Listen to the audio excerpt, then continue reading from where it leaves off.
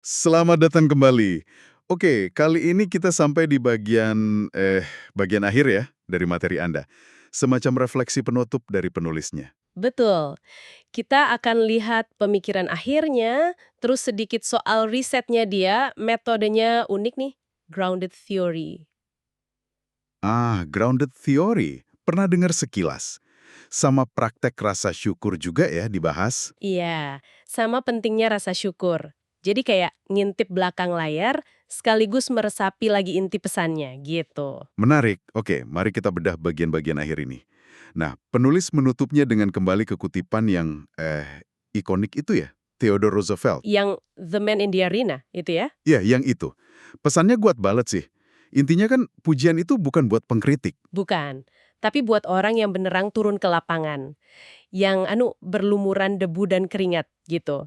Yang berjuang walau mungkin gagal. Hmm, Nah ini nih jantungnya daring greatly, apa tuh? keberanian mengambil risiko. Penulis tuh menegaskan lagi kerentanan itu bukan lemah, Tapi, tapi justru keterlibatan penuh. Sadar aja sama kemungkinan menang atau kalah, tapi tetap milih untuk hadir. Jadi bukan soal menang kalahnya sih. tapi soal berani tampilnya itu ya. Persis, keberaniannya itu. Jadi ingat contoh yang pemuda ditolak gitu ya. Waktu nyatain cinta, Ya. sakit sih pasti. Ya pasti, tapi dia udah masuk arena, udah daring greatly. Justru itu yang berharga kan, Eh, prosesnya, keberaniannya. Setuju. Nah, terus nyambung ke metode risetnya nih.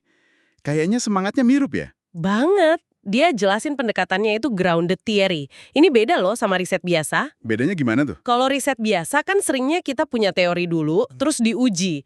Nah kalau grounded theory ini dibalik, kita biarkan teorinya muncul dari data. Muncul dari data. Maksudnya? Dari pengalaman nyata orang-orang yang diteliti, penulisnya bilang menangkap cerita.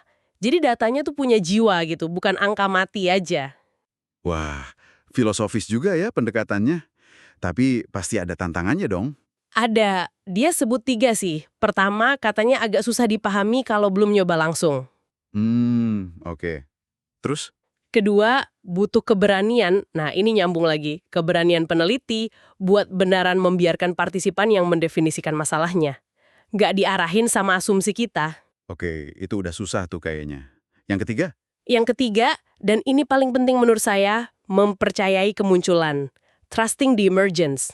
Percaya kalau polanya bakal muncul sendiri gitu, tanpa dipaksa. Betul. Tanpa kita paksain harus sesuai sama ide awal kita, dan ini kan tantangannya sama persis kayak hidup berani yang dia bahas. Oh iya ya, menghadapi ketidakpastian, lepasin kontrol. Itu dia, risetnya aja nggak main-main loh. Ada 1.280 partisipan, terus dapat 11.000 pieces of data. Potongan data gitu. Wawancara, catatan harian, macam-macam. Banyak juga ya. Prinsipnya, semua adalah data. Pokoknya didengerin banget. Jadi cara dia riset itu cerminan langsung dari filosofi hidup yang diajarkan ya. Selaras gitu, keren sih. Ya, komitmen buat dengerin dan biarkan kebenaran muncul dari pengalaman manusia itu sendiri. Oke. Nah, dari keberanian di arena, terus riset yang percaya pada kemunculan, kita dibawa ke elemen terakhir nih, rasa syukur. Ah iya, ini penting banget. Dikaitkan sama cara ngatasin kegembiraan yang penuh firasat buruk. Oh, yang itu ya? Yang kalau kita lagi seneng banget, malah jadi cemas. Takut ada apa-apa gitu? Nah iya, ada kutipan bagus tuh dari Brother David Steindl Rast. Gimana bunyinya? Rasa syukur dulu, baru gembira. Betul, jadi syukur itu, menurut penulis, bukan perasaan pasif aja, tapi praktik aktif. Kunci menuju wholeheartedness, keutuhan hati. Keutuhan hati, jadi hidup dari tempat yang merasa cukup ya. Dengan berani, welas asih, terhubung. Iya, dan praktek syukur ini ya mengakui hal-hal kecil, momen biasa gitu, itu ngebangun ketahanan harapan. Biar kita bisa beneran nikmatin senengnya tanpa takut. Penulisnya aja nutup buku pakai daftar terima kasih panjang banget, itu contoh nyatanya. Memang sih, mengakui hal kecil itu butuh effort ya. Butuh sadar. Apalagi kalau lagi sibuk atau susah. Tapi ini fondasinya ternyata. Tepat sekali. Jadi kalau ditarik benang merahnya nih ya, dari pemikiran akhir soal keberanian, terus proses riset, grounded theory yang percaya kemunculan, sampai praktek syukur, Semuanya balik lagi ke tema utamanya. Berani jadi rentan, terlibat penuh sama hidup, dan percaya kalau diri kita ini udah cukup, apa adanya. rangkaian pemikiran yang kaya banget ya di bagian akhir ini. Oke, sebagai penutup mungkin ya, ada pertanyaan buat Anda yang dengerin. Apa tuh? Gimana kalau Anda coba terapkan prinsip mempercayai kemunculan tadi? Mungkin pas lagi belajar hal baru, atau pas interaksi sama orang lain.